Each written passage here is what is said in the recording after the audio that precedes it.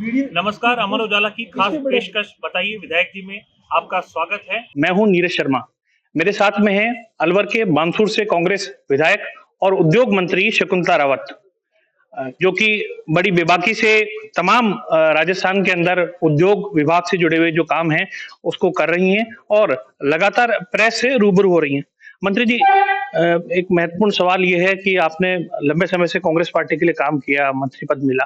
अब सबसे बड़ा सवाल यहाँ पर ये होता है कि जनता के बीच आप दोबारा जाने वाले हैं चुनाव के लिए, किन मुद्दों को लेकर के जाएंगे? मेरे बानसूर विधानसभा क्षेत्र में मेरे हिसाब से वैसे तो जो काम करता है उसमें उसी से लोग काम मांगते हैं कि भाई हमें ये काम चाहिए, अपने क्षेत्र में ये काम चाहिए।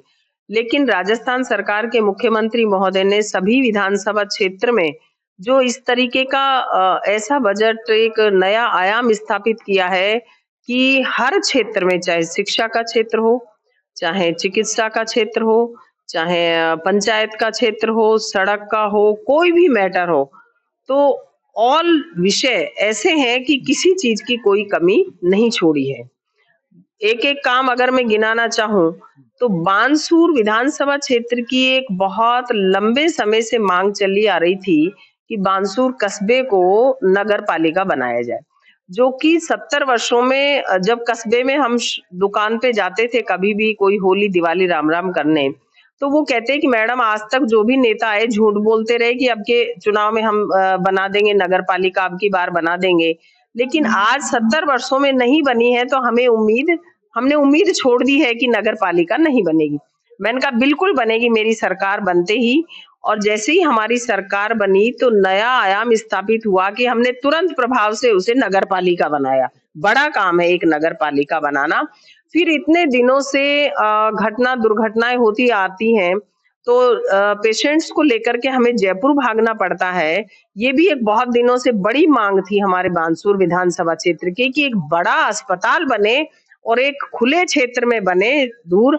अब हमने उप जिला अस्पताल पिछले बजट में घोषणा हो गई थी हमारी, और उसकी जमीन चिन्हित करके हमारे जो बानसूर में काली माता का मंदिर है उसके बगल में ही हमने उसका शिलान्यास भी कर दिया, काम चालू है। दूसरा, पर्सनल मंडी बनाना बानसूर में बनाई और वहां पर चेयरमैन का चुनाव भी हो चुका है, चेयरमैन भी बना दिए हैं। अभी उसमें बजट जैसे ही और बजट आ जाएगा। दूसरा, एक नई मांग थी कि हमारे बानसूर से बहरोड जाना पड़ता था, कोई व्हीकल्स का भी ऐसा नहीं था, ट्रेवल्स की सुविधा भी। तो एसीजेएम कोर्ट का बड़ा मैटर चला आ रहा था कि एक एक व्यक्ति को दूर जाना पड़ता है, मैडम वो भी होना चाहिए। तो वहां पर एसीजेएम कोर्ट भी खुल गया। दूसरा, कॉलेजों की घोषणाएं तो करते आ रहे थे कई माननीय पिछली सरकारों के, तो उन्होंने घोषणाएं तो करी लेकिन कभी भी वित्तीय स्वीकृति जारी नहीं हुई। तो अभी जैसे ही मैंने मुख्यमंत्री महोदय को बोला तो तुरंत प्रभाव से वित्तीय स्वीकृति कॉलेज की भी जारी हो गई और उसका भी काम चालू है अभी। और उससे भी बड़ी मांग हमारे जो नारायणपुर एक ब्लॉक है, ग्राम पंचायत थी, वहां पर हमने तहसील बनाया, तहसील भवन भी बन के तैयार हो गया। फिर उपखंड नहीं था तो उपखंड बनाया नारायणपुर को। फिर वहां पर बिजली पानी के एईएन जेईएन नहीं बैठते थे तो वो एईएन जेईएन की भी पोस्टिंग हमने करवाई। बड़ा काम था एक हमारे इतने सालों से जो रोड, बहरोड रोड से अलवर बहरोड जो रोड है उससे हरसोरा रोड जो है बानसूर तक जाता है, तो वो टूटा फूटा छोटा सा रोड था, तो वो बहुत दिनों से मांग चली आ रही थी, तो उस रोड को बनाने का है। और हरसोरा में अभी मुख्यमंत्री महोदय ने उप तहसील की घोषणा करी है। हरसोरा में आदर्श सीएससी खोली है, कराना में सीएससी खोली है हमारी नई, रामपुर भी हमारे वहां सीएससी है, और मुंडावरा पीएससी खुली हो, चाहे गढ़ी खुली हो, ये भी गहलोत साहब के राज में ही खुली है। इस बार जनता आपको दोबारा क्यों चुने? कोई महत्वपूर्ण कारण बताइए कि इसलिए मैं जनता हमको चुन करके। मेरे यहाँ पर बानसूर विधानसभा क्षेत्र में चाहे स्कूलें खोलने का काम हो, स्कूल क्रमोन्नत करने का काम हो, चाहे अस्पताल हो, पीएससी, सीएससी, उपकेंद्र, पशु उपकेंद्र, नई पंचायत बनाना, तो ये सारे काम जो राजस्थान के सम्मानीय मुख्यमंत्री महोदय ने हमारी जनता के आवेदन पे, मेरे निवेदन पे ये सारे काम किए गए।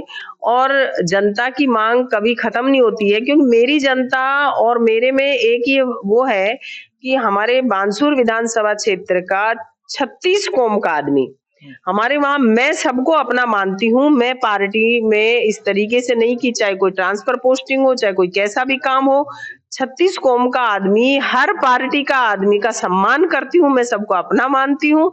और दूसरी बात कि मेरे यहाँ पर मेरी विधानसभा का हर युवा, हर बुजुर्ग, हर महिला, हर बच्चा खुद एमएलए और मंत्री हैं। मैं तो उनकी सेवक हूँ। ना मुझे आज तक किसी ने एमएलए कहा भाई, ना मुझे किसी जनता ने मंत्री कहा। आपको लगता है दोबारा पार्टी टिकट देगी मजबूती से?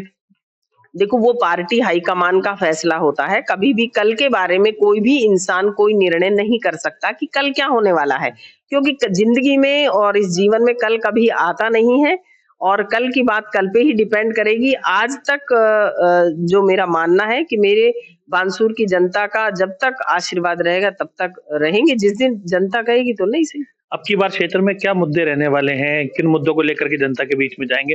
कौन से ऐसे काम है जो आपको लगता है कि बाकी हैं, कराने हैं?